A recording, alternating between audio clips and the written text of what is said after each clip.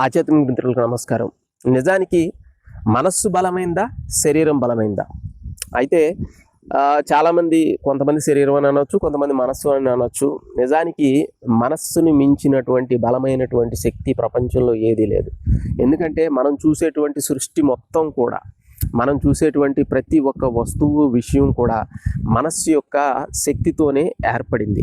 అంటే చాలామంది అడిగేటువంటి ప్రశ్న ఏంటంటే, మనస్సు ద్వారా ఏర్పడటం ఏంటి అనేటువంటి ఒక మాట మాట్లాడతారు.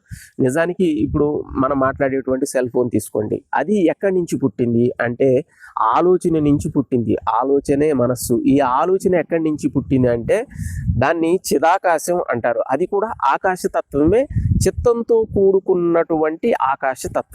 దీంట్లో మనకు సంబంధించినటువంటి ఈ జన్మకు సంబంధించిన జ్ఞాపకాలే కాకుండా ఇంకా మన పూర్వజన్మకు సంబంధించినటువంటి జ్ఞాపకాలు కూడా దీంట్లోనే దాచబడి ఉంటాయి. దీన్నే చిత్తం అంటారు.